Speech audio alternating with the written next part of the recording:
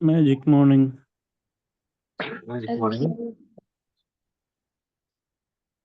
Okay, സുഖമായിട്ടിരിക്കുന്നോ എല്ലാരും?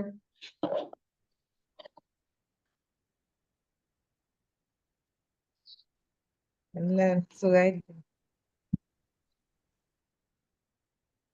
Okay, thank you. അപ്പം നമുക്ക് സെഷനിലേക്ക് പോവാം. നിങ്ങൾക്കറിയാം, നമുക്ക് ഒരുപാട് തവണ സെഷൻസ് എടുത്തിട്ടുണ്ട് സുധീർ സാറ്. അപ്പൊ ഞാൻ പ്രത്യേകിച്ച് ഇൻട്രൊഡ്യൂസ് ചെയ്യേണ്ട ആവശ്യമില്ലല്ലോ, എല്ലാവർക്കും അറിയാവുന്നതല്ലേ? സാറിന് അറിയാത്ത ആരെങ്കിലും ഉണ്ടോ?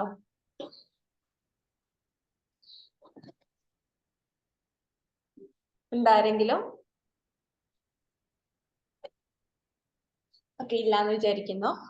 സാറിന്റെ ഇന്നത്തെ ടോപ്പിക് വരുന്നത് ഇന്റൻഷണൽ അഡാപ്റ്റേഷൻ ആണ് സാർ ഇന്ന് ചൂസ് ചെയ്തിട്ടുള്ള ടോപ്പിക്. സോ ഇതിനെ കുറിച്ചിട്ട് നമുക്ക് കൂടുതലായിട്ട് അറിയാൻ വേണ്ടി സെഷനിലേക്ക് പോവാം. സോ ഇന്നത്തെ ഈ ഒരു സെഷനിലേക്ക് ഞാൻ നമ്മുടെ ബിമാജിക് മെമ്പേഴ്സിനെയും അതുപോലെ തന്നെ ഈ സെഷൻ സ്റ്റാർട്ട് ചെയ്യുന്നതിന് വേണ്ടിയിട്ട് സുരേഷ് സാറിനെയും ഇൻവൈറ്റ് ചെയ്യാണ്. So please welcome. Hi, good morning. നമ്മളിവിടെ ഫേസ് ചെയ്യാൻ പോകുന്ന പ്രധാന പ്രശ്നം ഈ പാർട്ടിസിപ്പൻസ് എല്ലാവരും എന്തിലെങ്കിലൊക്കെ എൻഗേജ് ആയിരിക്കും. ഈ സമയത്ത് മൾട്ടി ടാസ്കിങ് ആയിരിക്കും. നേരം വെളുത്ത് വരെയാണ്. ഈ സമയത്ത് ചിലർ നടക്കാനുള്ള തയ്യാറെടുപ്പിലായിരിക്കും, ചെറിയ മോർണിംഗ് വർക്കൗട്ട് ഒക്കെ ചെയ്യാനുള്ള തയ്യാറെടുപ്പിലായിരിക്കും. ഇതിനിടയിൽ ഈ സംഭവങ്ങൾ രാവിലെ കിട്ടുന്ന കുറച്ച് സംഭവങ്ങൾ കേൾക്കുക, പറ്റുകയാണെങ്കിൽ ഫീഡ്ബാക്ക് കൊടുക്കുക എന്നൊരു മൈൻഡ് സെറ്റിലായിരിക്കും എല്ലാവരും ഉണ്ടാകുക. അതുകൊണ്ട് തന്നെ കാര്യമായ റിപ്ലൈസ് ഞാൻ പ്രതീക്ഷിക്കുന്നില്ല. പക്ഷെ എങ്കിൽ തന്നെയും ഒരു മോർണിംഗ് സെഷൻ ഒന്ന് ഇന്ററാക്റ്റീവ് ആവുകയാണെങ്കിൽ ഒന്നുകൂടെ ഭംഗിയായിരിക്കും. കഴിയുന്ന ആൾക്കാരെല്ലാവരും തിരിച്ച് റെസ്പോൺസ് തരിക. എന്തെങ്കിലും ചോദിക്കുകയാണെങ്കിൽ മറുപടി പറയാൻ പറ്റുന്ന ആൾക്കാർക്ക് മറുപടി പറയുക. ഇന്ററാക്റ്റീവ് ആവുകയാണെങ്കിൽ ഒന്നുകൂടി എൻഗേജിങ് ആവും. അതാണ്. ഞാൻ ജസ്റ്റ് വെറുതെ ലെക്ചർ ചെയ്തുകൊണ്ടിരിക്കുകയാണെങ്കിൽ വലിയ രസം ഉണ്ടാവില്ല. പകരം നിങ്ങളുടെയും കൂടെ ഭാഗത്ത് കോൺട്രിബ്യൂഷൻ ഉണ്ടാവുകയാണെങ്കിൽ ഒന്നുകൂടെ ഭംഗിയാവും. ഓക്കെ, ഫസ്റ്റ് ഓഫ് ഓൾ ഈ മാജിക് മോഡൽ സെഷനിലേക്ക് ക്ഷണിച്ചത് ഞാൻ നന്ദി പറയുന്നു. ഇവിടെ സ്ഥിരം കാണുന്ന കുറെ മുഖങ്ങളുണ്ട്, പരിചയമില്ലാത്ത ആൾക്കാരുണ്ട്. അപ്പോ വീണ്ടും ഇവിടെ ഒരിക്കൽ കൂടി വരാൻ പറ്റി വളരെ സന്തോഷമുണ്ട്. ഓക്കെ, ഞാൻ ഇന്ന് പറഞ്ഞിട്ടുള്ള ടോപ്പിക്ക് ഇന്റൻഷണൽ അഡാപ്റ്റേഷൻ എന്നൊരു വാക്കാണ്. ഈ നമ്മുടെ ഭൂമി പ്രപഞ്ചം എല്ലാ ദിവസവും മാറിക്കൊണ്ടിരിക്കുകയാണ്. എല്ലാ ദിവസവും മാറ്റത്തിന് വിധേയമായിട്ട് പോയിക്കൊണ്ടിരിക്കുകയാണ് നമ്മുടെ ചുറ്റുപാടുകൾ. അപ്പോ ഇത് ഒരു സുപ്രഭാതത്തിൽ ഇങ്ങനെ ആയതല്ല. ഇത് ഒരുപാട് വർഷങ്ങൾ കൊണ്ട്, നൂറ്റാണ്ടുകളല്ല, സഹസ്രാബ്ദങ്ങളല്ല, ലക്ഷക്കണക്കിന് വർഷം എടുത്തിട്ടാണ് ഭൂമി ഈ നിലയിലേക്ക് മാറിയിട്ടുള്ളത്.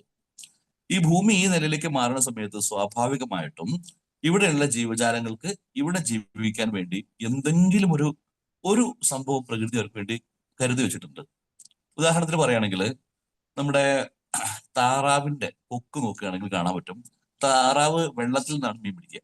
അപ്പോ നീന്തി പോണ സമയത്ത് ആ മീനിനെ അങ്ങോട്ട് പിടിക്കുമ്പോൾ വായയിൽ ഒന്നിച്ചങ്ങോട്ട് എടുക്കുക ചെയ്യാം. എന്നിട്ട് ആ കൊക്കുകൾ എന്നോട് കൂട്ടിച്ചേർക്കുന്ന സമയത്ത് വെള്ളം എല്ലാം പുറത്തേക്ക് പോവും, മീൻ മാത്രം ആ ഒരു കൊക്കിനുള്ളിൽ പെടുകയും ചെയ്യും. ഇങ്ങനെയാണ് താറാവിന്റെ കൊക്ക് എന്നുണ്ടെങ്കിൽ. അതേസമയം നമ്മുടെ കൊക്ക് എന്നൊരു പക്ഷി ഉണ്ടല്ലോ, ഒറ്റക്കാലിൽ നിൽക്കണേ, മിക്കവാറും തപസ് ചെയ്യാനൊക്കെ നിൽക്കുന്ന പോലെ, എന്താ പറയാ, ഒരു പഴഞ്ചൊല്ലൊക്കെ ഉണ്ടായിരുന്നു, മറന്നുപോയി. എനിവേ, അപ്പൊ ഈ കൊക്കിന്റെ കേസിലാണെങ്കിൽ നീണ്ട കൊക്കുകളാണ്. അത് വെള്ളത്തിൽ മുങ്ങി കിടന്നിട്ടല്ല മീൻ പിടിക്കാറില്ല, അല്ലെങ്കിൽ മുങ്ങി ഊളിയിട്ട് പോയിട്ട് മീൻ പിടിക്കാറില്ല. അത് മേളിൽ നോക്കി കണ്ടിട്ട് താഴെ മീനിനെ കാണുകയാണെങ്കിൽ ആ നീണ്ട കൊക്ക് വെച്ച് അത് എടുക്കുകയാണ് ചെയ്യാറുള്ളത്. അതേസമയം തത്തയുടെ ഒക്കെ കേസിൽ നോക്കുകയാണെങ്കിൽ തത്ത മീൻ പിടിക്കാറില്ല. തത്തയുടെ ഒക്കെ ഭക്ഷണം നല്ല നട്ട്സ് ഒക്കെ ആയിരിക്കും. ഈ നട്ട്സ് ഒക്കെ കുത്തി പൊട്ടിച്ചെടുക്കണം എന്നുണ്ടെങ്കിൽ നല്ല ഉറപ്പുള്ള കൊക്കുകൾ വേണം. അപ്പൊ ഈ ഒരു തത്തയുടെ ഒക്കെ കൊക്കുകൾ ഭയങ്കര സ്ട്രോങ് ആയിരിക്കും ഈ കൊത്തി പൊട്ടിക്കാൻ വേണ്ടിയിട്ട്. അപ്പോൾ ഈ ഒരു സെയിം ഒരു പക്ഷി എന്ന വിഭാഗത്തിൽ തന്നെ ആ ഒരു റേഞ്ച് അങ്ങോട്ട് മാറുന്ന സമയത്ത് അതിന്റെ ശാരീരിക ഘടനയുള്ള മാറ്റവും ശ്രദ്ധിക്കാറ് നമുക്ക്. ഇത് ഈ ഒരു കൊക്കിന്റെ കേസിൽ മാത്രമല്ല, ഈ താറാവിന്റെ ഒക്കെ കാല് കണ്ടിട്ടില്ലേ, ആ കാലുകൾ ഇങ്ങനെല്ലാം ജോയിന്റ് ആണ്. ഓരോ വിരലും തമ്മിൽ നമ്മൾ പങ്കായം ഒക്കെ ഉണ്ടാക്കണം, ചിറകുകളെ പോലെ അങ്ങനെ ജോയിന്റ് ആണ്. നീന്താനുള്ള ഒരു സൗകര്യത്തിന് വേണ്ടിയിട്ടാണ്. അപ്പോ ഈ ഒരു പ്രകൃതി എല്ലാ ഭാഗത്തും നമുക്ക് ശ്രദ്ധിച്ചാൽ മനസ്സിലാക്കാൻ പറ്റും. എവിടെ നോക്കുകയാണെങ്കിലും ആ ഭാഗത്ത് ജീവിക്കുന്ന ജീവികൾക്ക് ആ ഒരു സിറ്റുവേഷനിൽ, ആ പരിസ്ഥിതിയിൽ ജീവിക്കാൻ വേണ്ടിയിട്ട് പ്രകൃതി എന്തോ കരുതി വെച്ചിട്ടുണ്ട്. നമ്മൾ മരുഭൂമിയിലെ കപ്പൽ എന്ന് പറയുന്ന ഒട്ടകത്തിന് ഒരുപാട് ദൂരം സഞ്ചരിക്കാൻ സാധിക്കും മരുഭൂമിയിലൂടെ. വേറൊരു മൃഗത്തിനും അങ്ങനെ സാധിക്കില്ല. അപ്പോ അതിനു വേണ്ടിയിട്ട് പ്രകൃതി ഈ ഒട്ടകത്തിന് കുറെ സംഭവങ്ങൾ കൊടുത്തിട്ടുണ്ട്. അതായത് അതിന്റെ ഒരു പൂഞ്ഞ ഉണ്ടല്ലോ മേളില്, അവിടെ എന്താ പറയാ, ഭക്ഷണം സേവ് ചെയ്ത് വെക്കാൻ പറ്റും. കുറച്ച് വെള്ളം കുടിക്കുകയാണെങ്കിൽ, വെള്ളം ആവശ്യ സമയത്ത് ഒരുപാട് വെള്ളം കുടിക്കാൻ ഒട്ടകത്തിന് സാധിക്കും. സാധാരണ മനുഷ്യന്മാർ കണ്ടിട്ടുണ്ടെങ്കിൽ അത്ഭുതം തോന്നുന്നു, അല്ലെങ്കിൽ എന്താ പറയാ അത്ഭുതപ്പെടുത്തുന്ന രീതിയിലാണ് ഈ ഒട്ടകം വെള്ളം കുടിക്കുക. അത് സ്റ്റോർ ചെയ്ത് വെക്കുന്നു. പിന്നെ അത് ഈ മരുഭൂമിയിൽ നടന്നു പോകുന്ന സമയത്ത് ദിവസങ്ങളോളം വെള്ളം കിട്ടിയില്ലെങ്കിലും ഈ ഒരു ഒട്ടകത്തിന് ജീവിക്കാൻ സാധിക്കും. ഇതുപോലെ തന്നെ അതിന്റെ ആ ഒരു കുളമ്പുകള് മരുഭൂമിയിലെ മണ്ണിലൂടെ നടക്കാൻ വേണ്ടിയിട്ട് സ്പെഷ്യലി ഡിസൈൻഡ് ആണ്. അപ്പൊ നോക്കുകയാണെങ്കിൽ എല്ലാ ജീവജാലങ്ങളുടെ കേസ് നോക്കുകയാണെങ്കിലും അവർക്ക് ഈ ഭൂമിയിൽ നിലനിന്ന് പോകാൻ വേണ്ടിയിട്ട് പ്രകൃതി എന്തോ കരുതി വെച്ചിട്ടുണ്ട്. ഇതിന് എന്താണ് പറയാന്ന് ആർക്കെങ്കിലും പറയാൻ പറ്റുമോ? നമ്മൾ പണ്ട് സ്കൂളുകളിലൊക്കെ പഠിച്ചുള്ള സംഭവമാണ്. ആർക്കെങ്കിലും അറിയോ? മനസ്സാ, ഈ പ്രകൃതി ജീവജാലങ്ങൾക്ക് വേണ്ടി ഉണ്ടാക്കി വെക്കുന്നത് അല്ലെങ്കിൽ ഈ പ്രകൃതിയുമായിട്ട് ഒത്തു പോകാൻ വേണ്ടി ജീവജാലങ്ങളിൽ സ്വയം ഉണ്ടാവുന്ന ഈ ഒരു സംഭവത്തിന് ഒരു പേരുണ്ട്, അറിയോ? അഡാപ്റ്റേഷൻ എന്നാണ് പറയാറുള്ളത്. അനുകൂലനം എന്ന് പച്ച മലയാളത്തിൽ പറയും. പണ്ട് നമ്മൾ സയൻസ് ക്ലാസ്സിലൊക്കെ പഠിച്ചിട്ടുണ്ടായിരിക്കും അനുകൂലനങ്ങൾ. ഈ അനുകൂലനങ്ങൾ എന്ന് പറയുന്ന ഈ ഒരു സംഭവം എല്ലാ ജീവജാലങ്ങൾക്കും നിർബന്ധമായിട്ടുണ്ടായിരിക്കും. മനുഷ്യന്റെ കേസിൽ നോക്കുകയാണെങ്കിലും ഈ അനുകൂലനങ്ങൾ വളരെ വളരെ വളരെ വലിയ റോള് വഹിക്കുന്നുണ്ട്. മറ്റ് ജീവജാലങ്ങളിൽ നിന്ന് മനുഷ്യനെ വ്യത്യസ്തമാക്കുന്ന സംഭവങ്ങളിൽ പ്രധാനപ്പെട്ട ഒന്ന് 5 വിരലുകളുള്ളൊരു കൈയാണ്. വേറെ ഒരു ജീവിക്ക് തന്നെയും 5 വിരലുള്ള കൈ ഉണ്ടാവില്ല.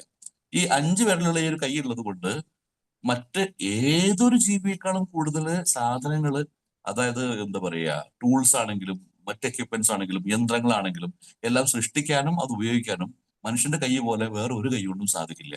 അപ്പൊ ഈ ഒരു കൈ ഇത്രയും കാലങ്ങൾ കൊണ്ട് ഇവോൾവ് ചെയ്തു വന്നാണ്. അതായത് ഈ എന്താ പറയാ എവല്യൂഷന്റെ പരിണാമത്തിന്റെ ഓരോ ഘട്ടം കടന്നു പോകുന്ന സമയത്തും കുറേശ്ശെ മനുഷ്യന്മാർക്ക് വന്നു ചേർന്നിട്ടുള്ളതാണ് ഈ കൈയിന്റെ പ്രത്യേകത. അതുപോലെ തന്നെ മറ്റ് ഏതൊരു ജീവിയോട് കമ്പയർ ചെയ്യുകയാണെങ്കിലും മനുഷ്യൻ വീക്കാണ്. ഏതെങ്കിലും ഒരു ജീവി പ്രസവിക്കുകയാണെങ്കിൽ, ഒരു ആട്ടുകുട്ടിയുടെ കേസിലൊക്കെ ആണെങ്കിൽ പ്രസവം കഴിഞ്ഞ് 1/2 മണിക്കൂർ കഴിയുമ്പോഴേക്കും ഈ ആട്ടുകുട്ടികൾ ഓടി കളിക്കുന്നത് കാണാൻ പറ്റും. ആട്ടുകുട്ടിയാണെങ്കിലും പശുക്കുട്ടിയാണെങ്കിലും മറ്റേതെങ്കിലും ജീവിയാണെങ്കിൽ. ഇതുപോലെ തന്നെ എന്താ പറയാ ഈ താറാവിന്റെ കുട്ടികളൊക്കെ ആണെങ്കിൽ ജനിച്ച് ഒരു 5 മിനിറ്റ് കഴിയുമ്പോഴേക്കും ഇതെല്ലാം ഈ തള്ളപ്പക്ഷിയുടെ കൂടെ വെള്ളത്തിലേക്ക് ഇറങ്ങി ചെല്ലും. കോഴിക്കുട്ടികളുടെ കേസിലാണെങ്കിൽ ജനിച്ച് കുറച്ച് കഴിയുമ്പോഴേക്കും, കുറച്ച് കഴിയണ്ട, ജനിച്ച ഉടനെ തന്നെ ആ മുട്ട വിരിഞ്ഞ് പുറത്തേക്ക് ഇറങ്ങുന്ന സമയത്ത് തന്നെ അത് അങ്ങനെ കിയോ പറഞ്ഞ് കൊത്തി പറഞ്ഞ് നടക്കാൻ തുടങ്ങും. മനുഷ്യന്മാരുടെ കേസിലാണെങ്കിൽ അങ്ങനെ സാധിക്കില്ല. ഒരു കുട്ടി ജനിച്ചു കഴിയുകയാണെങ്കിൽ അതിന്റെ ഒരു സപ്പോർട്ട് ഇല്ലാണ്ട് എക്സിസ്റ്റ് ചെയ്യാൻ കഴിയില്ല. അതിന്റെ അമ്മ കൂടെ ഇരുന്ന് മുല കൊടുത്ത് എന്താ പറയാ കംഫർട്ട് ചെയ്ത് അങ്ങനെ അങ്ങനെ മാത്രമേ കൊണ്ടുപോകാൻ പറ്റുള്ളൂ. ലോകത്തിൽ മറ്റൊരു ജീവിക്കും ഇല്ലാത്ത, അല്ലെങ്കിൽ വളരെ അപൂർവം ജീവികൾക്ക് മാത്രമുള്ളൊരു പ്രശ്നമാണ് ഈ ഒരു സർവൈവലിന്റെ ഈ ഒരു ബുദ്ധിമുട്ട് മനുഷ്യനുള്ളത്. അപ്പൊ മനുഷ്യനെ സംബന്ധിച്ച് നോക്കുകയാണെങ്കിൽ മറ്റു മൃഗങ്ങളെ പോലെ സ്പീഡിൽ ഓടാൻ കഴിയില്ല. വേഗത്തിന്റെ കേസിൽ നോക്കുകയാണെങ്കിൽ വളരെ പിന്നിലാണ് മനുഷ്യൻ. ഇതേപോലെ നീന്താനുള്ള കഴിവ് നോക്കുകയാണെങ്കിലും പറക്കാനുള്ള കഴിവ് നോക്കുകയാണെങ്കിലും നമ്മുടെ മൊബിലിറ്റി വലിയ പ്രശ്നമാണ്. മറ്റ് പല ജീവജാലങ്ങളെക്കാളും ഈ ഒരു സഞ്ചാരത്തിന്റെ കേസിൽ മനുഷ്യന് ബുദ്ധിമുട്ടുണ്ട്. സ്വാഭാവികമായിട്ടും ഇവിടെ എക്സിസ്റ്റ് ചെയ്യാൻ ഏറ്റവും സാധ്യത കുറവുള്ള ജീവജാലങ്ങളിൽ ഒന്നാണ് മനുഷ്യൻ. പകരം മനുഷ്യൻ ഉണ്ടാക്കിയെടുത്തിട്ടുള്ളത് ആ അഡാപ്റ്റേഷൻ എന്ന് പറയുന്നത് തലച്ചോറിന്റെ ഒരു വികാസമാണ്, ബുദ്ധിശക്തിയുടെ വികാസം. നമ്മൾക്ക് ഒരു കടുവയുടെയോ പുലിയുടെയോ സ്പീഡിൽ ഓടാൻ കഴിയില്ല, അവരോട് ഫൈറ്റ് ചെയ്യാൻ പറ്റില്ല. സ്വാഭാവികമായിട്ടും പണ്ടത്തെ മനുഷ്യൻ ആയുധങ്ങൾ കണ്ടെത്തി ഈ ജീവജാലങ്ങളോട് ഫൈറ്റ് ചെയ്യാൻ വേണ്ടിയിട്ട് അവർക്കില്ലാത്ത നമുക്ക് മാത്രമുള്ള ഒരു സംഭവമാണ് ആയുധങ്ങൾ എന്നുള്ളത്. ഇതേപോലെ എന്താ പറയുക പല സംഭവങ്ങളിലും നമ്മൾക്ക് എക്സിസ്റ്റ് ചെയ്ത് പോകാൻ വേണ്ടിയിട്ട്, നിലനിന്ന് പോകാൻ വേണ്ടിയിട്ട് സ്വാഭാവികമായിട്ട് നമ്മൾ സൃഷ്ടിച്ചെടുക്കുന്ന കുറേ സംഭവങ്ങൾ നമ്മുടെ കൂടെയുണ്ട്. ഇതൊക്കെ നമ്മൾ ഉണ്ടാക്കിയെടുത്ത അനുകൂലനങ്ങളാണ്. പക്ഷേ ഈ അനുകൂലനങ്ങൾ എന്ന് പറയുന്ന സംഭവം നമ്മളൊരു പ്രപഞ്ചത്തിൽ നമ്മൾ ഇരിക്കുന്ന ആ ഒരു സിറ്റുവേഷനിൽ, ആ ഒരു സാഹചര്യത്തിൽ, ആ ഒരു എൻവയോൺമെന്റിൽ പിടിച്ചു നിൽക്കാൻ വേണ്ട ബേസിക് സംഭവങ്ങളിൽ ഒന്നാണ് അനുകൂലനം എന്ന് പറയുന്നത്. ഇനി മാറ്റം ഉണ്ടായിക്കൊണ്ടിരിക്കുന്ന സമയത്ത് ഈ അനുകൂലനങ്ങൾ എന്ന് പറയുന്ന, അല്ലെങ്കിൽ ഈ ഒരു എന്താ പറയാ അഡോപ്ഷൻ എന്ന് പറയുന്ന സംഭവം ഒരു സുപ്രഭാതത്തിൽ നമുക്ക് സാധിക്കുന്ന കാര്യമല്ല. ദിവസങ്ങളെടുത്ത് അല്ലെങ്കിൽ വർഷങ്ങൾ കൊണ്ട് മനുഷ്യനിൽ ഉണ്ടാവുന്ന സംഭവമാണ് ഈ അഡാപ്റ്റേഷൻ എന്ന് പറഞ്ഞില്ലേ. അപ്പോ എന്താ പറയാ ഈ സംഭവം അഡാപ്റ്റേഷൻ ഒരുപാട് സമയം എടുക്കുന്നുണ്ടെങ്കിൽ ഈ ഒരു മാറിയ സാഹചര്യത്തിൽ അഡാപ്റ്റേഷൻ കുറച്ച് ബുദ്ധിമുട്ടാണ്. കാരണം നമ്മൾ നിലനിന്ന് പോകുവാണെങ്കിൽ ഇവിടെ പിടിച്ചു നിൽക്കാൻ സ്വാഭാവികമായിട്ട് വർഷങ്ങൾ കൊണ്ടോ അല്ലെങ്കിൽ എന്താ പറയുക ജനറേഷൻസ് കൊണ്ടോ ഉണ്ടാകുന്ന മാറ്റങ്ങൾ നമ്മൾ പെട്ടെന്ന് തന്നെ എടുക്കേണ്ടത് വളരെ ഒരു അത്യാവശ്യ ഘടകമായി മാറിയിട്ടുണ്ട്. നമ്മൾ ഈ കൂട്ടത്തിലുള്ള ആൾക്കാർ ഒന്ന് കൈ കെട്ടാൻ ശ്രമിച്ചു നോക്കൂ. ഒന്ന് ജസ്റ്റ് ഒന്ന് മണിസാറെ ഒന്ന് കൈ കെട്ടുമോ? അബ്ദുൾ റസാഖ് സാർ ഒന്ന് കൈ കെട്ടി നോക്കൂ. കൈ കൈ കെട്ടിയോ? കൈ കെട്ടി. ഓക്കെ. ആ കൈ കെട്ടിയ സമയത്ത് ഏത് കൈയാണ് മുകളിൽ വന്നിട്ടുള്ളത്? വലത്തെ കൈയാണോ ഇടത്തെ കൈയാണോ? വലത്. ഇടത്തെ കൈയാണ്. ഇടത്തെ കൈയാണ് മേളില്. അബ്ദുൾ റസാഖ് സാറിന്റെ മേളിൽ ഇടത്തെ കൈയാണോ വലത്തെ കൈയാണോ? വലത്തെ കൈയാണ്. ഓക്കെ, മ്യൂട്ടാണ്. ഓക്കെ, വലത്തെ കൈയാണ്. ഒരു കാര്യം ചെയ്യാം, ഇപ്പൊ കൈ കെട്ടിയിട്ടുള്ളതിന്റെ ഓപ്പോസിറ്റ് ആയിട്ട് മറ്റേ കൈ മേളിൽ വരുന്നിട്ട് ഇരുന്ന് കൈ കെട്ടി നോക്കിയേ. അത്രയ്ക്ക് ഈസി അല്ല അല്ലെ? അല്ല. എളുപ്പമല്ല. നമ്മള് നിസ്സാരമായിട്ട് ഈ കൈ കെട്ടുന്ന ഒരു സംഭവം പോലും ഒന്ന് മാറ്റി പിടിക്കുകയാണെങ്കിൽ കുറച്ച് ബുദ്ധിമുട്ടുണ്ട്. കാരണം നമ്മുടെ തലച്ചോറ് എപ്പോഴും മാറ്റം എന്നുള്ളതിന് ഒന്ന് എന്താ പറയാ, ഒന്ന് ഒപ്പോസ് ചെയ്യുന്നുണ്ട്. മാറ്റം അങ്ങോട്ട് വല്ലാണ്ട് ഉൾക്കൊള്ളാൻ നമ്മുടെ തലച്ചോറ് സാധിക്കാറില്ല. അതാണ് നമ്മൾ ഫേസ് ചെയ്യുന്ന ഏറ്റവും വലിയ പ്രശ്നങ്ങളിലൊന്ന്. നമുക്ക് ചുറ്റും മാറിക്കൊണ്ടിരിക്കുകയാണെങ്കിൽ നമ്മൾ ഓട്ടോമാറ്റിക്കലി നമ്മൾ മാറുന്നില്ല. നമ്മള് എന്താ പറയാ, മാറ്റം ബുദ്ധിമുട്ടാണെന്ന് പറഞ്ഞല്ലോ. നമ്മൾ പലപ്പോഴും നമ്മൾ ചെയ്യാനുള്ളൊരു കാര്യമുണ്ട്. ഇപ്പൊ എന്റെ ഒരു കേസിൽ പറയുകയാണെങ്കിൽ, ഞാന് സമയത്തിനെത്താൻ വേണ്ടിയുള്ള എൻ്റെ ഒരു ചെറിയ ബുദ്ധിയിൽ തോന്നിയ പണ്ടത്തെ ഒരു കുരുട്ടു ബുദ്ധിയായിരുന്നു. ക്ലോക്കിലെ സമയം ഒരു 10 മിനിറ്റ് നേരത്തെ ആക്കി വെക്കുക. അങ്ങനെയാണെന്നുണ്ടെങ്കിൽ എനിക്ക് എത്തേണ്ടത് 9 മണിക്കാണ് എത്തേണ്ടതെങ്കിൽ, അല്ലെങ്കിൽ വീട്ടിൽ നിന്ന് ഞാനൊരു 7 മണിക്ക് ഇറങ്ങാൻ വിചാരിക്കുകയാണെങ്കിൽ, ബാക്കി എല്ലാവർക്കും ശരിക്കും 7 മണിയാണെങ്കിൽ എനിക്ക് ആ സമയത്ത് 7:10 ഉണ്ടാവും. 7:50 ആവുന്ന സമയത്ത് എന്റെ ക്ലോക്കിൽ ഞാൻ കാണുന്നത് 7 മണിയാണ്. അപ്പോ 7 മണിയായി, ഞാൻ ഇപ്പൊ അങ്ങോട്ട് ഇറങ്ങിയേക്കാന്ന് വിചാരിക്കുകയാണെങ്കിൽ ബാക്കിയുള്ള ആളെക്കാളും ഒരു 10 മിനിറ്റിന്റെ കയ്യിൽ കൂടുതലുണ്ട്. ഇത് സത്യം പറയുകയാണെങ്കിൽ നമ്മൾ സ്വയം കണ്ണടച്ച് ഇരുട്ടാക്കുന്ന പോലെയാണത്. ഞാൻ എന്റെ ടൈം മാറ്റി വെക്കുകയാണെങ്കിൽ അത് മറ്റുള്ള ആൾക്കാരെ ബാധിക്കുന്നില്ല. എന്നോട് ഒരാൾ ഒരു ദിവസം പറഞ്ഞു, ഇതിന്റെയൊക്കെ ആവശ്യമുണ്ടോ? കുറച്ചൊരു വിൽ പവർ ഉണ്ടെന്നുണ്ടെങ്കിൽ ടൈം അങ്ങനെ കൂട്ടി വെക്കേണ്ട വല്ല കാര്യമുണ്ടോ?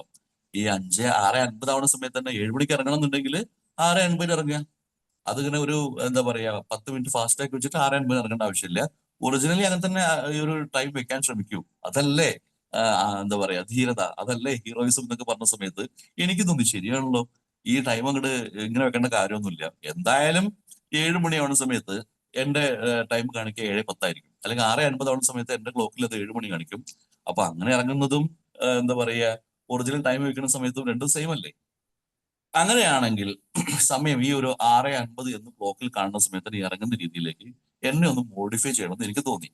ഞാൻ ഈ മാറ്റത്തിന് വേണ്ടി കുറെ ശ്രമിച്ചു നോക്കി, പക്ഷെ അതങ്ങോട്ട് മാറുന്നില്ല. അത് 7 മണിക്ക് വെച്ചിരുന്ന സമയത്ത് എങ്ങനെ ആയാലും ഞാൻ 7 മണിക്ക് ഇറങ്ങുള്ളൂ. 6:50 എന്നെ കൊണ്ട് ഇറങ്ങാൻ സാധിക്കാറില്ല. ഇത് എന്തുകൊണ്ടാന്ന് വെച്ചിട്ടുണ്ടെങ്കിൽ ദിവസങ്ങളായിട്ട് നമ്മൾ അങ്ങനെ ഒരു സംഭവമായിട്ട് ഈ ഒരു രീതിയുമായിട്ട് നമ്മൾ അഡാപ്റ്റഡ് ആണ്. ഈ അഡാപ്റ്റ് ചെയ്ത മാറ്റങ്ങൾ മാറ്റിയെടുക്കാൻ ഭയങ്കര ബുദ്ധിമുട്ടാണ്. നമ്മുടെ തലച്ചോറ് എപ്പോഴും ഈ പറഞ്ഞ പോലെ ഈ മാറ്റത്തിന് റെസിസ്റ്റ് ചെയ്യാൻ വേണ്ടി ഒരു ശ്രമം നടത്തിക്കൊണ്ടിരിക്കുന്നുണ്ട്. നമുക്കൊരു കാര്യം നോക്കിയാൽ മനസ്സിലാക്കാൻ പറ്റും. നമ്മള്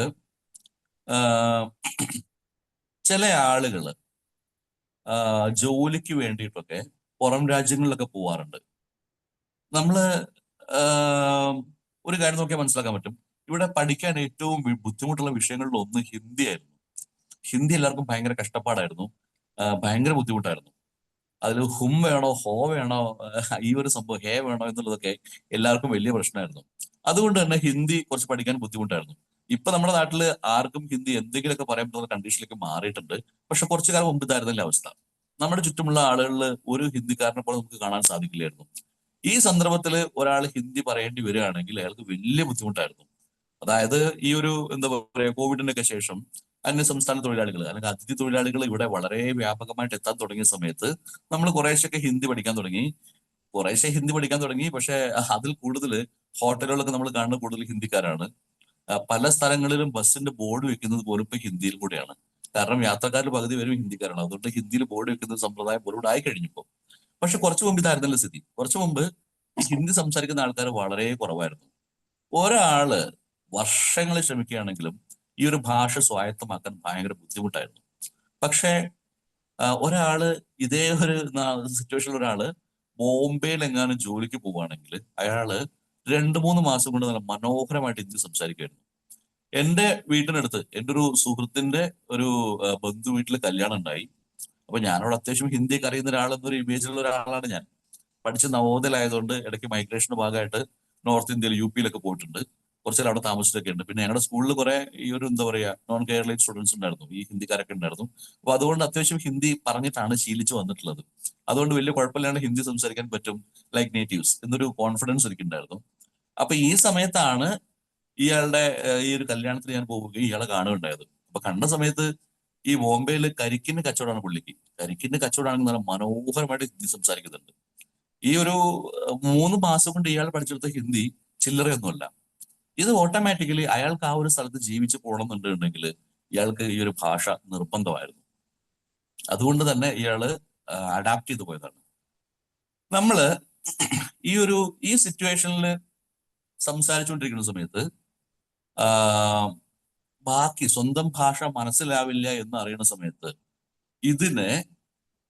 ഈ ഒരു പുതിയ ഭാഷയെ പഠിച്ചെടുക്കാൻ ഇയാളെ കാണിച്ച സംഭവത്തിന് നമുക്ക് ശരിക്കും എന്ത് പറയാം?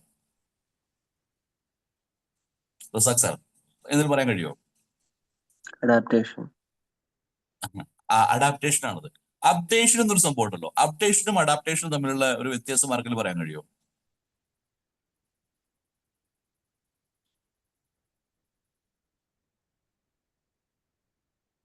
അപ്ഡേഷൻ എന്ന് പറയുന്നത് നമ്മൾ സ്വയമായിട്ട് എടുക്കുന്നതാണ്. അഡാപ്റ്റേഷൻ എന്ന് പറയുന്നത് നമ്മൾ എവിടെയാണോ വസിക്കുന്നത് ആ ചുറ്റുപാടുമായിട്ട് കമ്മ്യൂണിക്കേറ്റ് ചെയ്തിട്ട് വരുന്ന ഒരു സംഭവമാണ്. അതെ. ഈ അപ്ഡേഷൻസ് കുറച്ച് ഉദാഹരണം പറയാൻ കഴിയുമോ? അതായത് ഇപ്പൊ നമ്മളൊരു കമ്പ്യൂട്ടർ സെക്ഷനിൽ നമ്മൾ വർക്ക് ചെയ്യാന്ന് വെച്ചോളൂ. അപ്പോ നമുക്കത് അറിയാം, കമ്പ്യൂട്ടർ അറിയാം. പക്ഷെ നമ്മളിപ്പോ ഒരു ടീച്ചിങ് മേഖലയിലാണെന്നുണ്ടെങ്കിൽ നമ്മൾ കമ്പ്യൂട്ടർ സെക്ഷനിലേക്ക് വന്നിട്ടുണ്ടെങ്കിൽ കമ്പ്യൂട്ടർ എന്ന് പറഞ്ഞാൽ നമുക്ക് ഒരിക്കലും നിർത്തുന്നില്ല, അതിങ്ങനെ വന്നുകൊണ്ടേ ഇരിക്കും. അത് അപ്ഡേഷൻ ആയിട്ട് നമുക്കിങ്ങനെ, അതായത് പുതിയ പുതിയ മേഖലകൾ കണ്ടെത്താൻ പറ്റും. എക്സാക്ട്ലി. ഇത് തന്നെ ഒരു അപ്ഡേഷൻ അല്ലേ? ഇത് തന്നെ ഒരു അപ്ഡേഷൻ ആണ് അറിയാം. എന്നെ സംബന്ധിച്ചിടത്തോളം, മണിസാറിനെ സംബന്ധിച്ചിടത്തോളം ഒക്കെ. അതെ അതെ അതെ. അല്ല, നിങ്ങളെ മാത്രമല്ല, എല്ലാവരും സംബന്ധിച്ചിട്ട് ഇതൊരു അപ്ഡേഷൻ തന്നെയാണ്.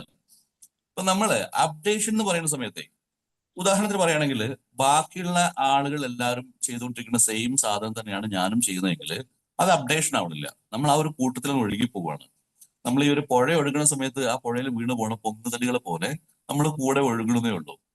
ഉദാഹരണത്തിന് പറയുകയാണെങ്കിൽ, നമ്മളുടെ നാട്ടില് എന്താ പറയാ, ഒരു സ്ഥാപനത്തില് ആ സ്ഥാപനത്തിലേക്ക് വേണ്ട കാര്യങ്ങൾ, അതായത് ഒരു അക്കൗണ്ടന്റ് ആണെങ്കിൽ, അല്ലെങ്കിൽ പോട്ടെ ഒരു ഫ്രണ്ട് ഓഫീസ് സ്റ്റാഫ് ആണെന്നുണ്ടെങ്കിൽ, അല്ല ഏതെങ്കിലും ഒരു ജോബ് പ്രൊഫൈലിൽ നമ്മൾ കയറി പറ്റുകയാണെങ്കിൽ ആ ജോലിയും ചെയ്ത് അങ്ങനെ പോയിക്കൊണ്ടിരിക്കുമ്പോൾ നമ്മൾക്ക് അവിടെ സേഫ് ആണ്, നമ്മൾ കംഫർട്ടബിൾ ആണ്, അങ്ങനെ പോകാൻ പറ്റും. എന്നാൽ ഈ പോയിക്കൊണ്ടിരിക്കുന്നതിൽ നിന്ന് ഒരു സ്റ്റെപ്പ് മേളിലേക്ക് കയറണം എന്നുണ്ടെങ്കിൽ നമ്മൾ എന്തെങ്കിലും പുതിയതായിട്ട് നമ്മൾ പഠിക്കണം എന്നൊരു അവസ്ഥ വരികയാണെങ്കിൽ അത് അപ്ഡേഷൻ ആണ്. ഉദാഹരണത്തിന് നമ്മള് എന്താ പറയാ, ഈ ഒരു സാഹചര്യത്തിൽ ജോലിയൊക്കെ ചെയ്ത് ഇങ്ങനെ പോയിക്കൊണ്ടിരിക്കുകയാണ്. ഈ പോയിക്കൊണ്ടിരിക്കുമ്പോൾ നമുക്ക് നെക്സ്റ്റ് ലെവലിലേക്ക് പോകണം, ഇന്ത്യയുടെ പുറത്ത് കിടക്കണം, കുറെ കൂടെ ബെറ്റർ ജോബ് ഓപ്പർച്യൂണിറ്റി കണ്ടെത്തണം, കുറെ കൂടെ നല്ല സാലറി വാങ്ങണം എന്ന് ആഗ്രഹിക്കുകയാണെങ്കിൽ ആ ഒരു സ്റ്റേജ് എത്തുന്ന സമയത്ത് നമുക്ക് അപ്ഡേഷൻ ആവശ്യം വരുന്നത്.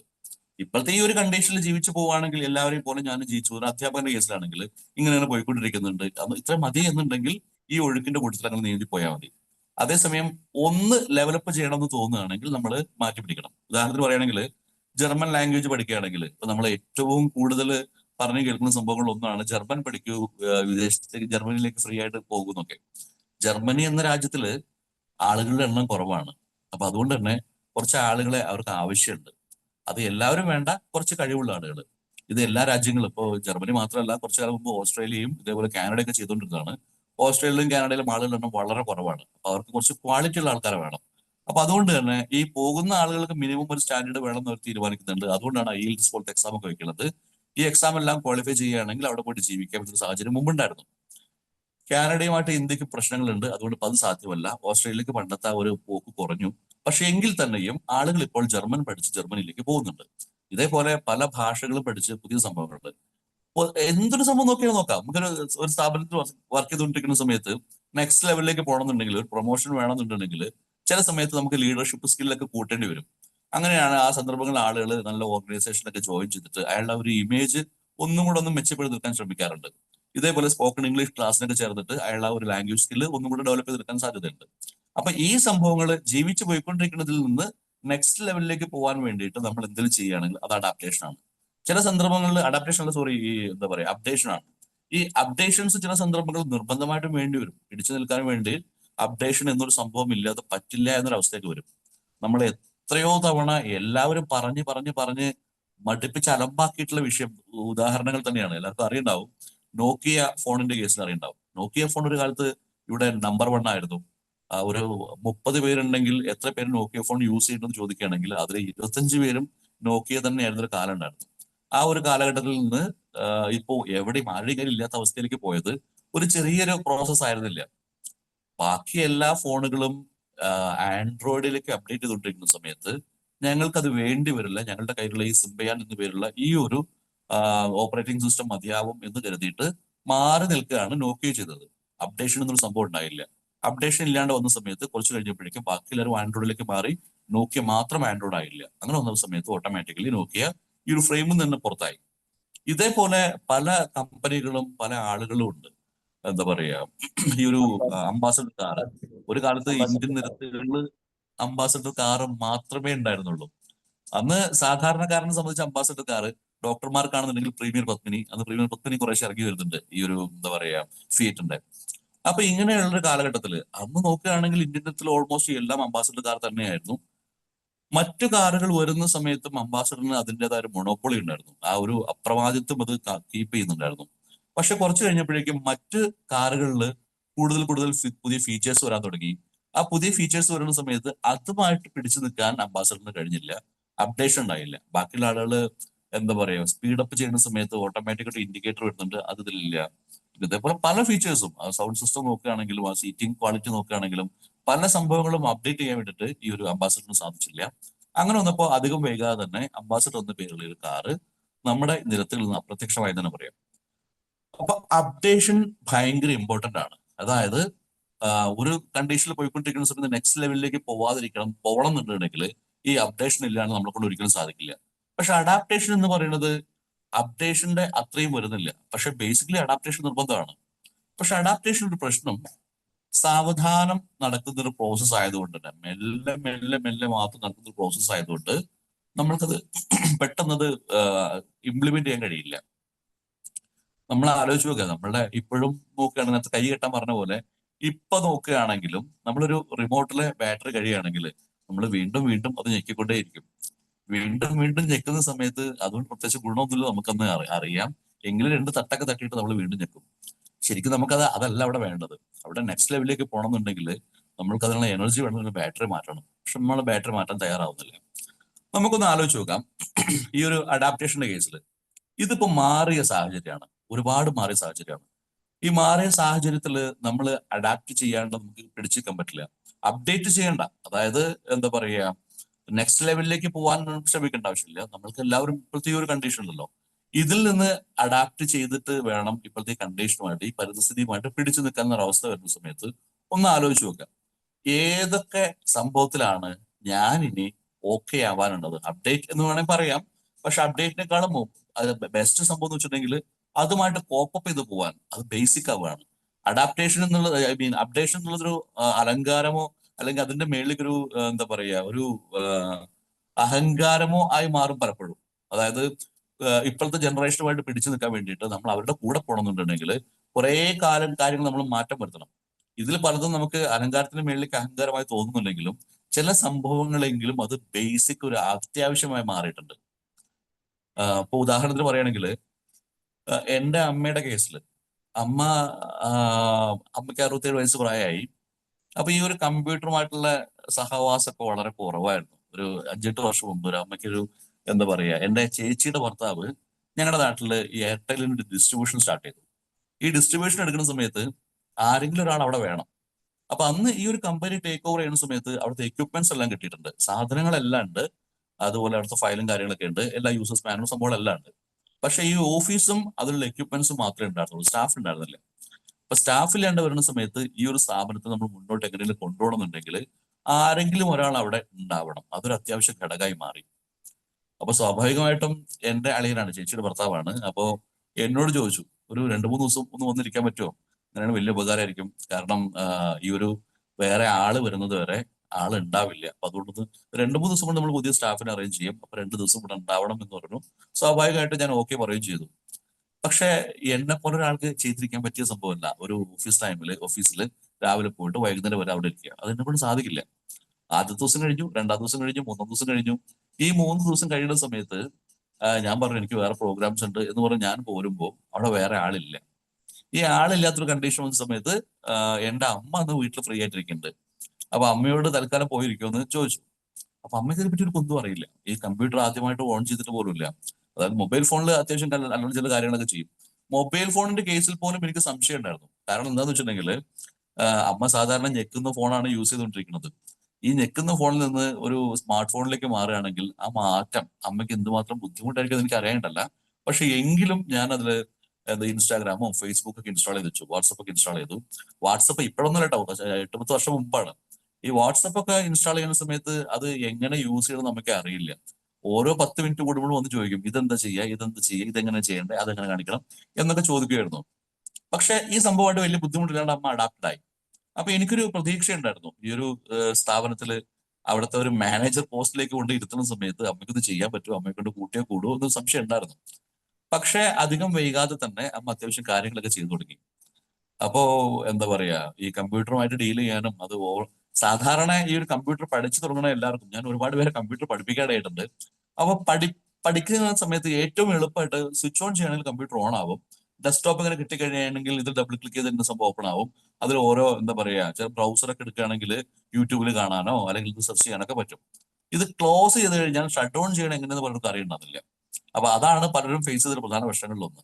അപ്പൊ ഞാൻ ചില സമയത്ത് വീടിന് പുറത്താണെങ്കിൽ കമ്പ്യൂട്ടറിൽ എനിക്ക് എന്തെങ്കിലും ഒരു സംഭവം നോക്കണം, വീട്ടിൽ ഡെസ്ക്ടോപ്പ് ഉണ്ട്, പ്രധാന കാര്യങ്ങളൊക്കെ ഡെസ്ക്ടോപ്പിൽ ഞാൻ ചെയ്യാറുള്ളത്.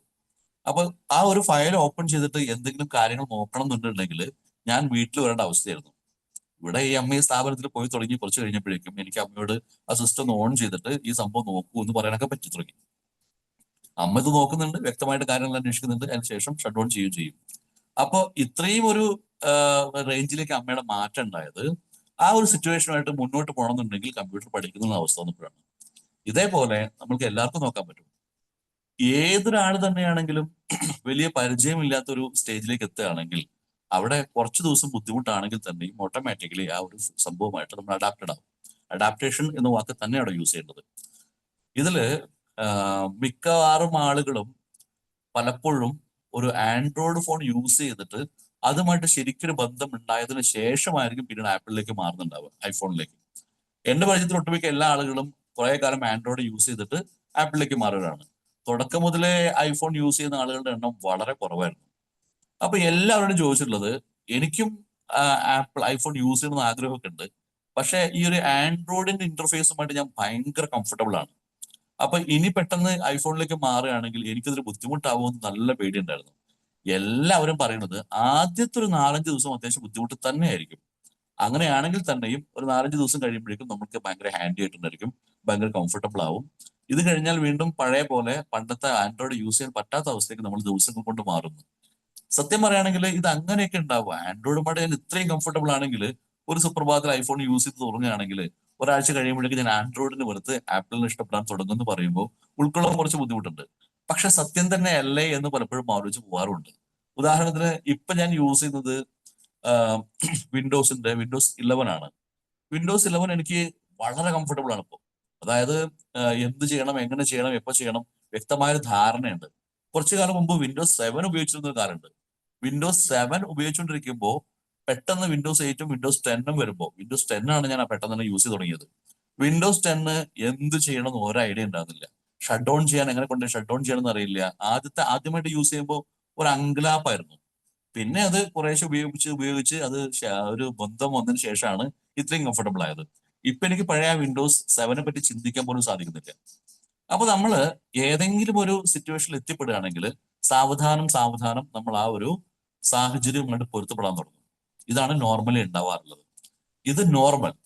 നമ്മൾ എല്ലാ ദിവസവും മാജിക് മോർണിംഗ് ഇവിടെ വരുന്നത് നോർമൽ ആളുകളെ പോലെ നോർമലി ജീവിച്ചു പോയിട്ട് ഒരു പൊങ്ങുതറി പോലെ ആ കൂട്ടത്തിൽ ഒഴുകാനല്ലല്ലോ.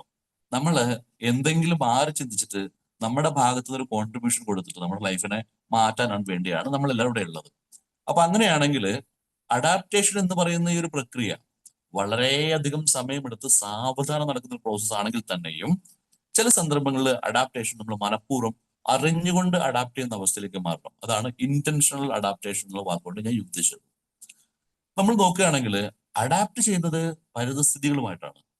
നമ്മളെ പരിതസ്ഥിതികളിൽ നമ്മൾ അഡാപ്റ്റ് ചെയ്യേണ്ട പല സന്ദർഭങ്ങളും വരുന്നുണ്ട്. നമുക്ക് ഇനിയുള്ള സംഭവം ഒന്നുകൂടി ഇന്ററാക്റ്റീവ് ആവാം.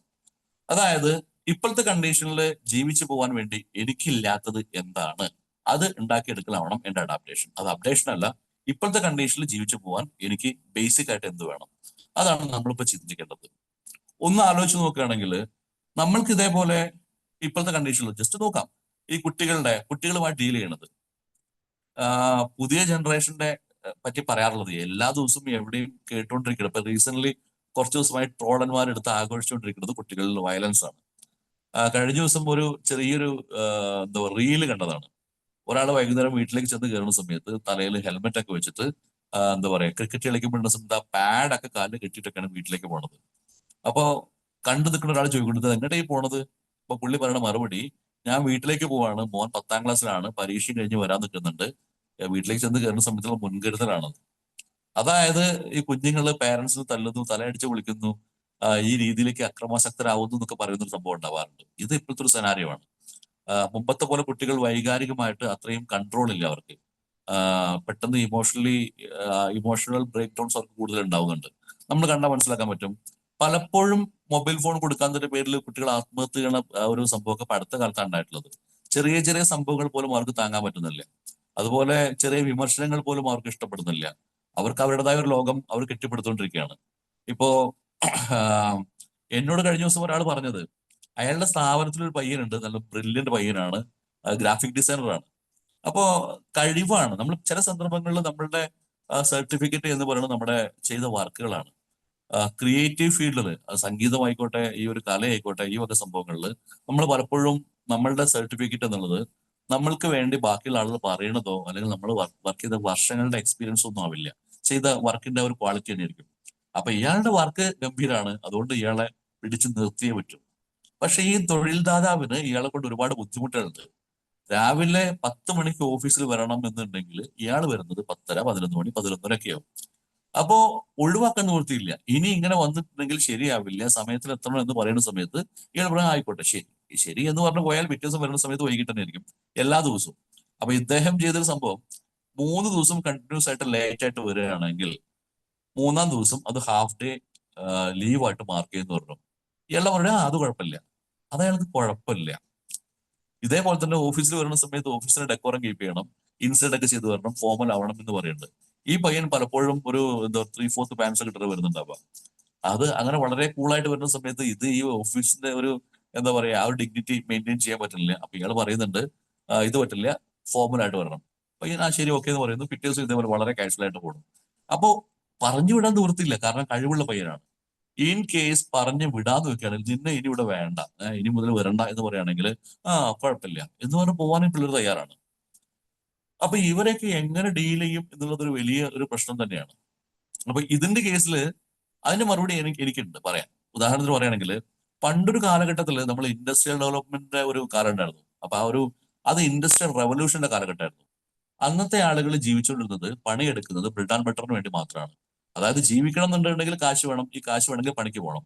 ഈ പണിക്ക് പോയിക്കൊണ്ടിരിക്കുമ്പോൾ അന്ന് ബോസ് ചീത്ത പറയുകയാണെങ്കിൽ അത് കേൾക്കുക എന്നൊരു ഓപ്ഷൻ മാത്രമേ ഉള്ളൂ. It was a time when boss was always right. Boss എന്ത് മണ്ടത്തരം പറയുകയാണെങ്കിലും പുള്ളിയുടെ ആ ഒരു സ്ട്രാറ്റജി തെറ്റാണെങ്കിലും എത്ര തെറ്റായ സ്ട്രാറ്റജി ആണെങ്കിലും നമുക്ക് കൈയടിക്കുന്ന ഒരു ഓപ്ഷൻ മാത്രമേ ഉണ്ടായിരുന്നുള്ളൂ. നമ്മുടെ കേസിലല്ല, കുറച്ച് പഴയ തലമുറയിൽ. അതായത് ഇപ്പൊ ഒരു എന്താ പറയുക 70+ ആയുള്ള ആളുകൾക്ക് അന്നത്തെ കാലഘട്ടത്തിൽ ആ ഒരു ജോലി അങ്ങനെ ചെയ്തേ പറ്റൂ. അന്ന് അങ്ങനെയല്ല സാർ ഇങ്ങനെയാണ് എന്ന് പറയാൻ പറ്റില്ലായിരുന്നു. ഈ ഒരു സാർ വിളിയും ഏമാൻ വിളിയും മുതലാളി വിളിയും ഒരുപാടുണ്ടായിരുന്നു. നമ്മുടെ നാട്ടിലെ പല ആളുകളും ഇപ്പോൾ മുതലാളി എന്ന പേരിലോട്ട് തന്നെ ഇപ്പോഴും കേട്ടുപോകുന്നത്. അന്ന് മുതലാളി വിളി വളരെ സ്വാഭാവികമായിരുന്നു. ഇന്ന് മുതലാളി എന്നൊരു വിളി എവിടെയും പറഞ്ഞു കേൾക്കാറില്ല, യജമാൻ എന്നൊരു വിളി പറഞ്ഞു കേൾക്കാറില്ല. അന്ന് യജമാനൻ, മുതലാളി എന്നൊക്കെ ഉണ്ടായിരുന്നത്. അത് കഴിഞ്ഞിട്ട് പിന്നെ ഒരു ഇൻഡസ്ട്രിയൽ റവല്യൂഷന്റെ കാലഘട്ടം കഴിഞ്ഞ സമയത്ത് ഇൻഫർമേഷൻ റവല്യൂഷന്റെ കാലഘട്ടം വന്നു. അതായത് ഇന്റർനെറ്റ് ഒക്കെ വ്യാപകമായി, IT ഒക്കെ ഭയങ്കര വ്യാപകമായി.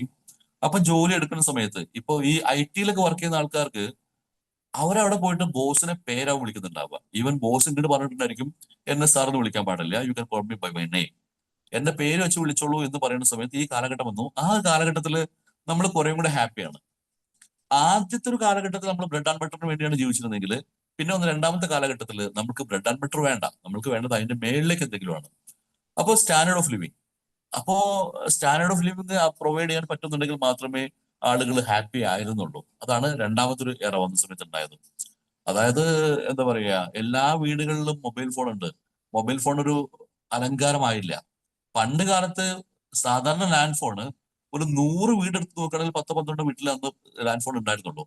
അപ്പോ എന്താ പറയാ, ഈ ഇപ്പോഴത്തെ സംഭവത്തിൽ നോക്കുകയാണെങ്കിൽ എല്ലാ വീട്ടിലും മൊബൈൽ ഫോണുണ്ട്, എല്ലാ വീട്ടിലും വണ്ടിയുണ്ട്, അങ്ങനെ അങ്ങനെ പോയിക്കൊണ്ടിരിക്കുന്നുണ്ട്. അപ്പോ ഇപ്പൊ നമുക്ക് വേണ്ടത് ബേസിക് സംഭവങ്ങളല്ല, നെക്സ്റ്റ് ലെവലിലേക്ക് ഒന്നുകൂടെ സ്റ്റാൻഡേർഡ് ഓഫ് ലിവിംഗ് മാറണം. ഇപ്പോഴത്തെ അതിന് ശേഷം വന്ന ഇൻഫർമേഷന് ശേഷം വരുന്ന ഇതിപ്പോ സോഷ്യൽ റവല്യൂഷന്റെ കാലഘട്ടമാണ്. ഈ കാലഘട്ടത്തിൽ നമ്മൾ പ്രൊവൈഡ് ചെയ്യേണ്ടത് ഈ ഒരു ബ്രെഡ് ആൻഡ് ബട്ടറോ അല്ലെങ്കിൽ ഈ ഒരു എന്താ പറയാ ഈ ഒരു ബെറ്റർ ലിവിങ്ങോ അല്ല. അതിന്റെ മേളിലേക്ക് ക്വാളിറ്റി ഓഫ് ലൈഫ് എന്നുള്ള സംഭവം, നമ്മൾക്ക് ജീവിക്കാൻ കുറെ കൂടെ ബെറ്റർ ആയിട്ടുള്ള സാഹചര്യങ്ങൾ ക്രിയേറ്റ് ചെയ്യണം. അവർക്ക് കുറച്ചും കൂടെ ബെറ്റർ ആയിട്ടുള്ള ജോലി സ്പേസ് ക്രിയേറ്റ് ചെയ്യണം. അവർക്ക് ബെറ്റർ ആയിട്ടുള്ള ലെഷർ ടൈംസ് പ്രൊവൈഡ് ചെയ്യണം. അങ്ങനെ കുറെ സംഭവങ്ങൾ സ്റ്റാൻഡേർഡ് ഓഫ് ലിവിംഗും കഴിഞ്ഞ് അതിന്റെ മേളിലേക്ക് ക്വാളിറ്റി ഓഫ് ലൈഫ് പ്രൊവൈഡ് ചെയ്യേണ്ട അവസ്ഥയ്ക്ക് എത്തി.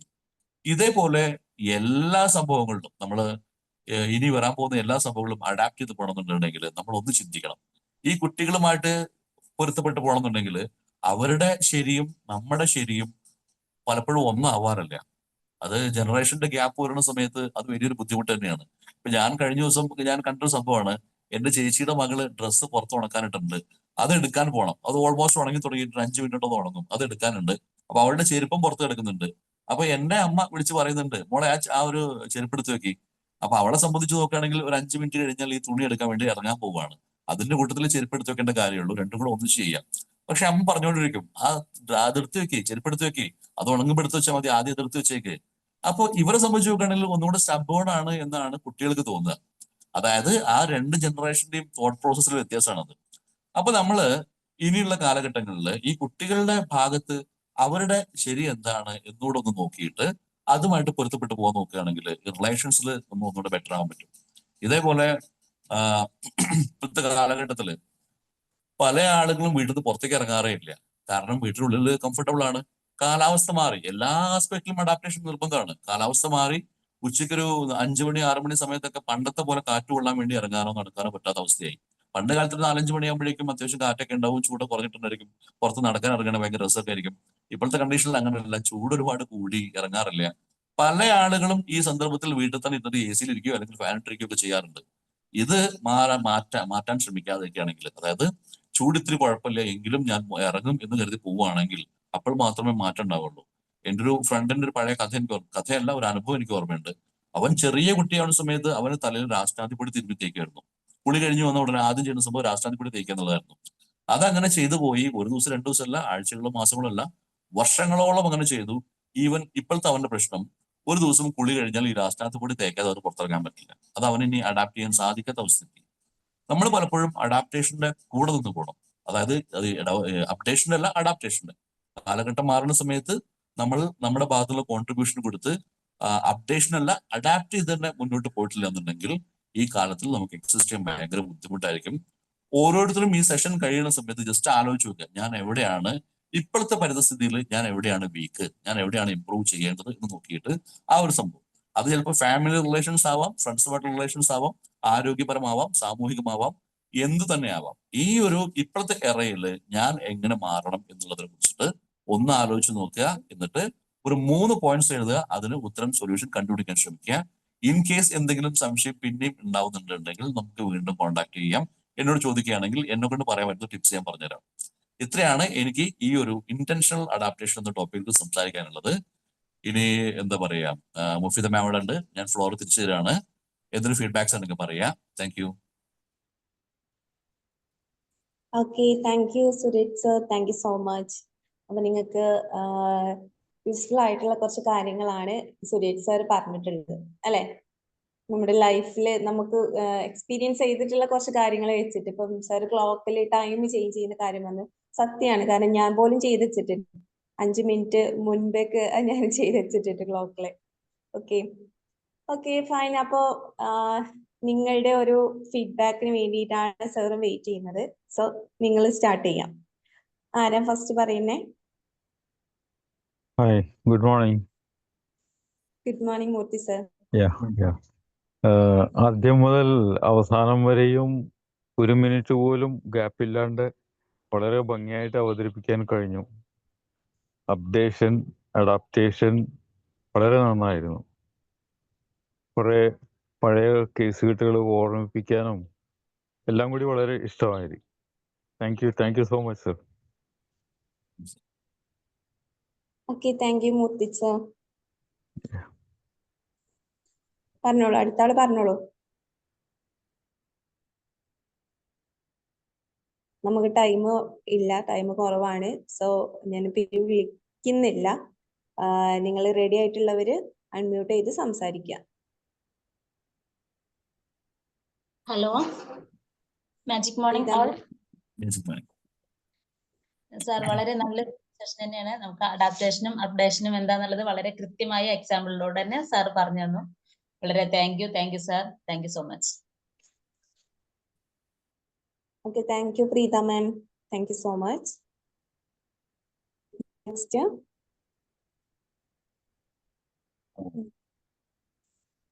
Ranjit sir. യെസ് കേൾക്കുന്നുണ്ട്.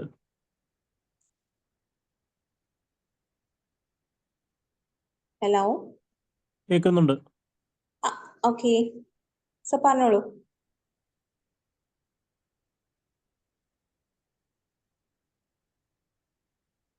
Hello sir. സാർ ബിസി എന്ന് തോന്നുന്നു. Okay, fine. ഈ ഷാലു അജേഷ് ഒന്ന് അൺമ്യൂട്ട് ചെയ്ത് സംസാരിക്കാമോ?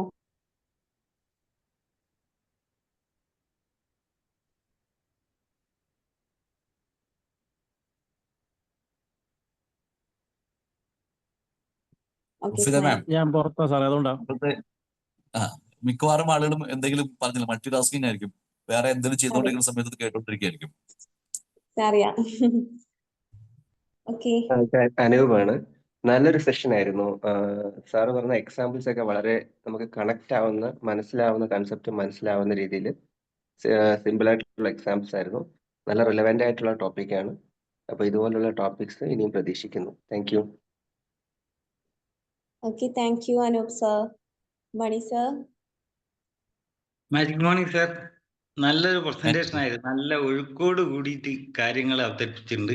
ഈ അഡാപ്റ്റേഷനും അപ്ഡേഷനും തമ്മിലുള്ള വ്യത്യാസം എപ്പോഴും നമ്മളെ ജീവിതത്തിൽ നമ്മൾ നെക്സ്റ്റ് ലെവലിലേക്ക് നമ്മൾ പുരോഗമിക്കാൻ വേണ്ടിയിട്ട് ഉതകുന്ന രീതിയിലുള്ള ഒരു ക്ലാസ്സാണ്. നമ്മൾ മാറ്റങ്ങൾ അനിവാര്യമാണ്. അതിലേക്ക് നമ്മൾ അപ്ഡേറ്റ് ചെയ്യാനും അല്ലെങ്കിൽ അതിന് കാര്യങ്ങളിലെ അപ്ഡേഷൻ നമ്മൾ അറിഞ്ഞുകൊണ്ട് അത് ചെയ്ത് പോയി കഴിഞ്ഞാൽ നമ്മളെ അടുത്ത ലെവലിലേക്ക് നമ്മൾ എത്തും എന്നുള്ള രീതിയിലുള്ള ഒരു നല്ല ഒരു ബെനിഫിറ്റ് കിട്ടുന്ന ഒരു ക്ലാസ് ആയിരുന്നു. Thank you very much sir. Thank you Mani sir, thank you so much. Okay, അപ്പൊ ഇനി ആർക്കും ഫീഡ്ബാക്ക് പറയാനില്ല എന്ന് വിചാരിക്കുന്നുണ്ട്. ആരെങ്കിലും ഉണ്ടെങ്കിൽ ഇപ്പോ അൺമ്യൂട്ട് ചെയ്ത് സംസാരിക്കാം.